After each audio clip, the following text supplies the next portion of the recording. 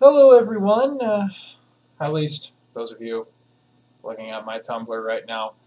I decided I was going to start kind of keeping a log of my D&D encounters as long as I'm able to keep doing them. 1 second.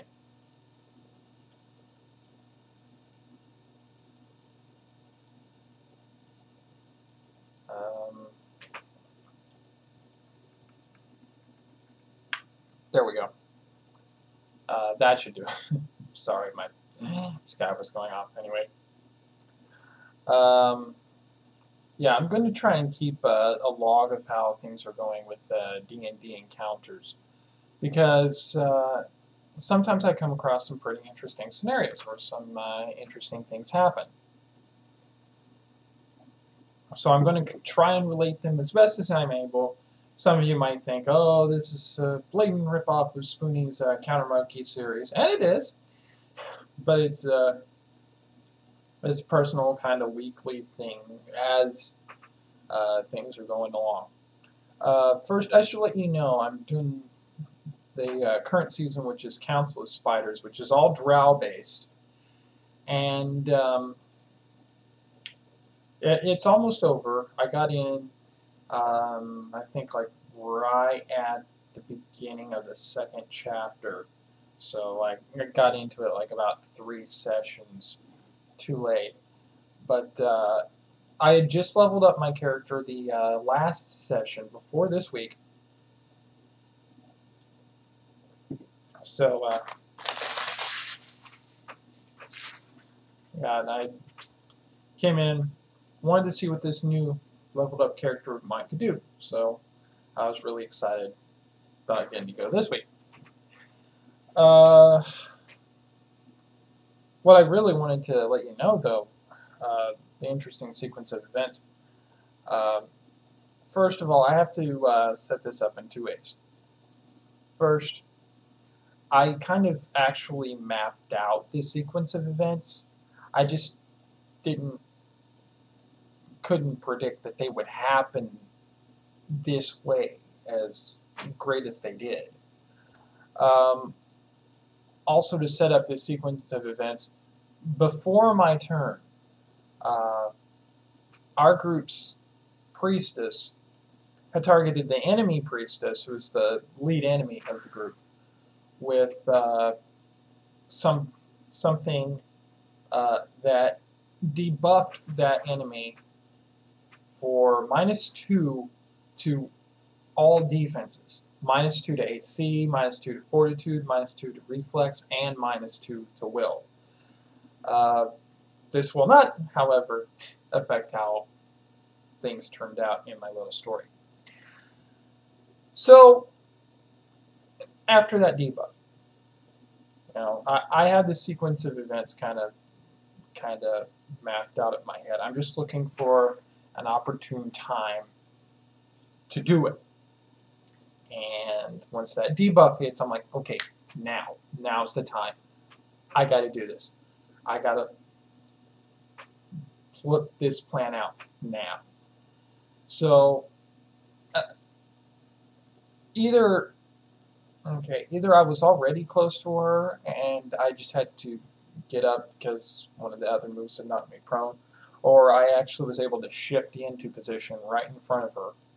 At any rate, I was right in front of the priestess, and so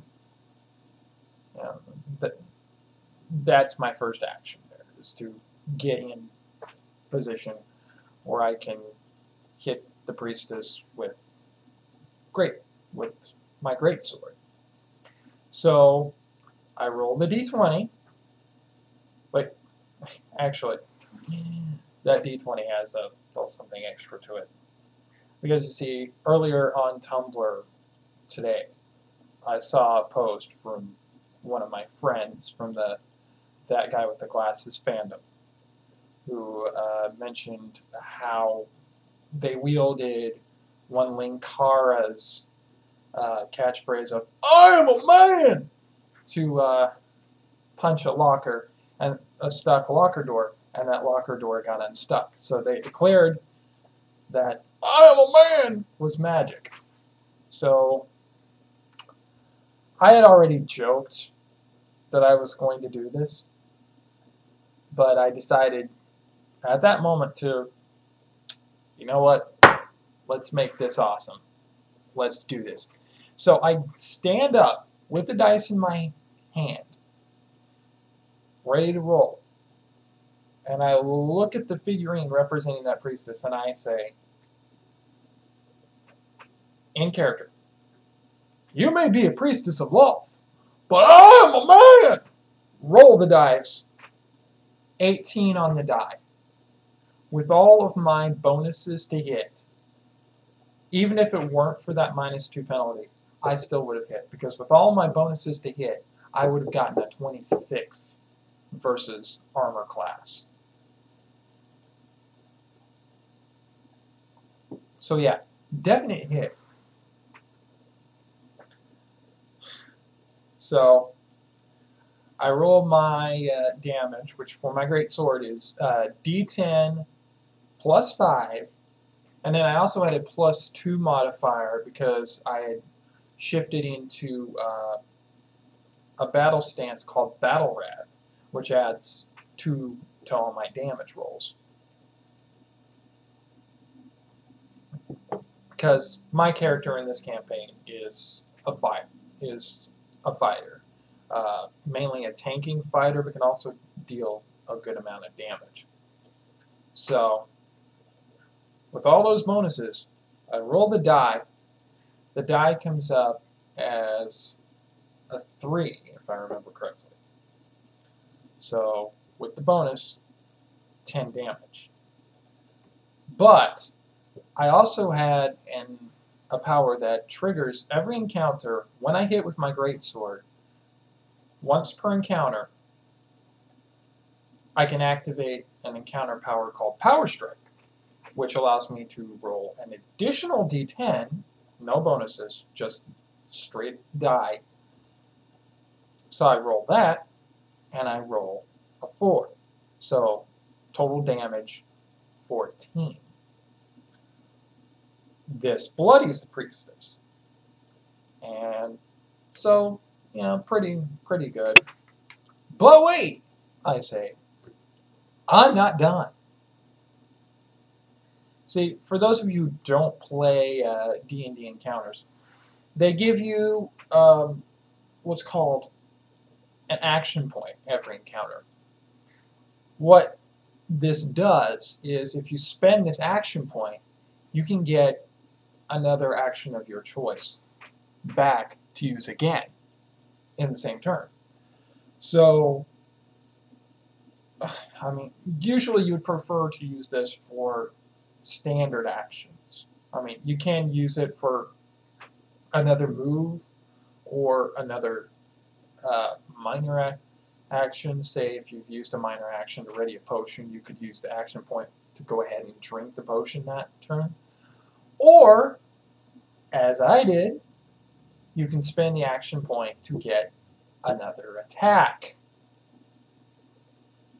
So, I decide I've spent this action point.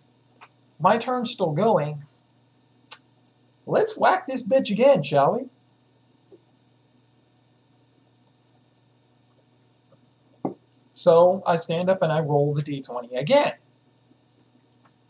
18. Natural 18 on the die.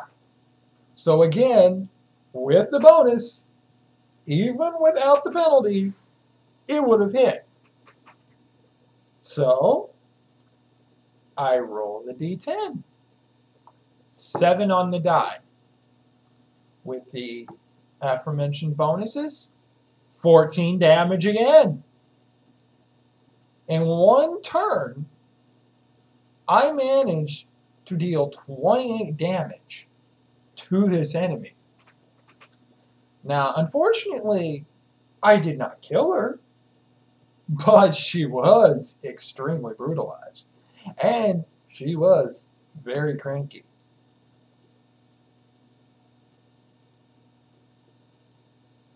And To end my turn, just to add insult to injury, I used another one of my encounter powers called Minor Resurgence. What that does is it allows me to gain 5 temporary hit points, which basically kind of like a little bit of a 5-point shield between attack and my actual hit points. Basically, just to dare the enemies. Yeah, I just whacked your priestess. What you gonna do about it? You want to do something about it? Come get me, bro. So, and that ended my turn. But not too long after that, actually, we have one of our characters. I want to say he's an archer. I think so, because that's what his representative figurine usually was. Yeah,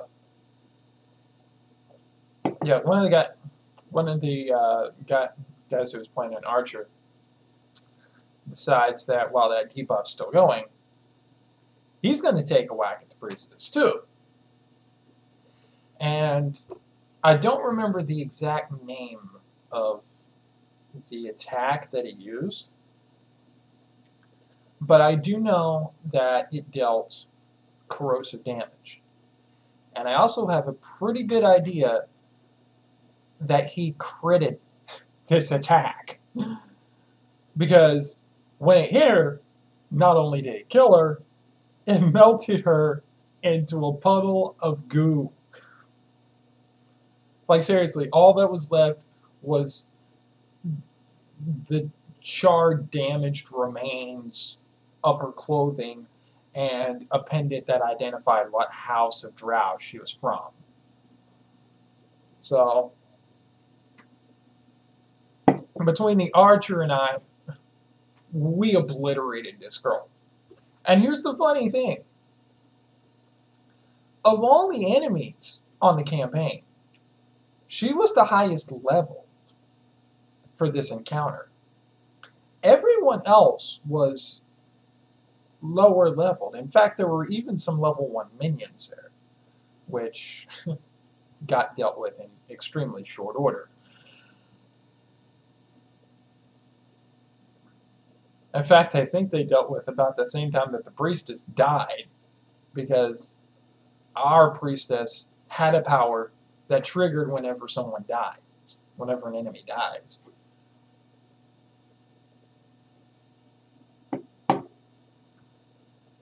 So, yeah.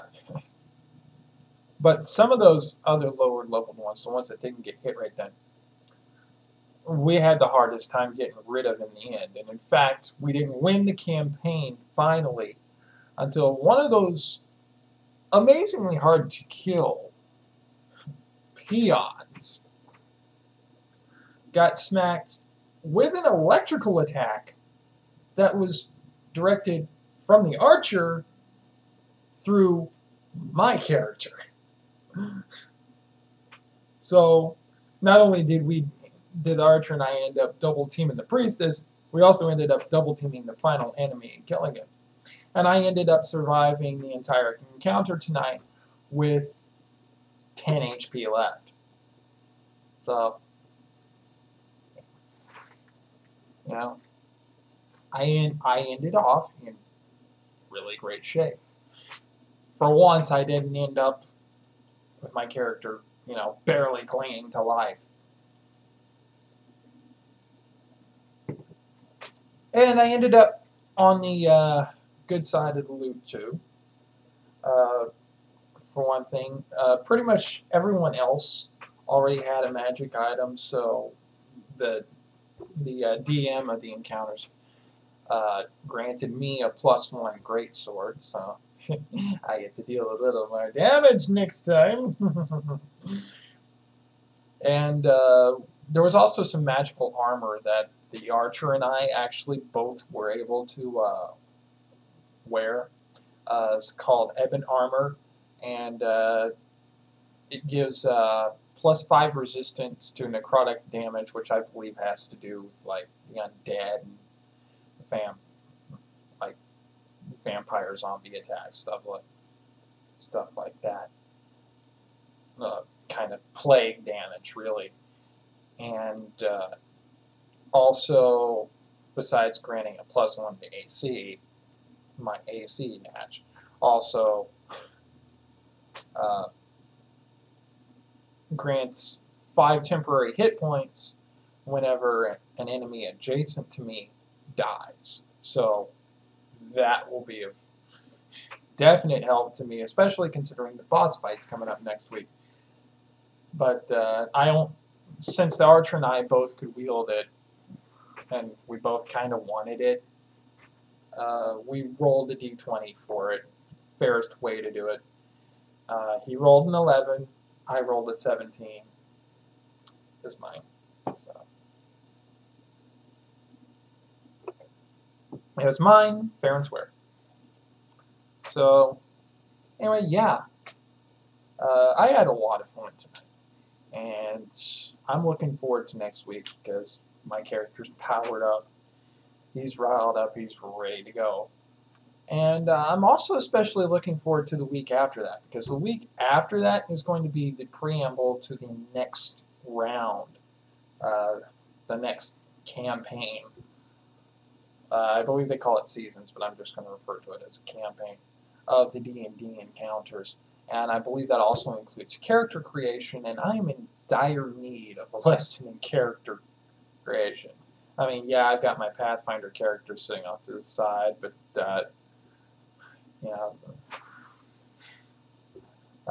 creating a Pathfinder character is a whole different world from creating a D&D Encounters character, because D&D Encounters is based on 4th edition.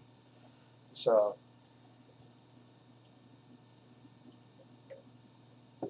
yeah, that's my D&D encounter story for tonight.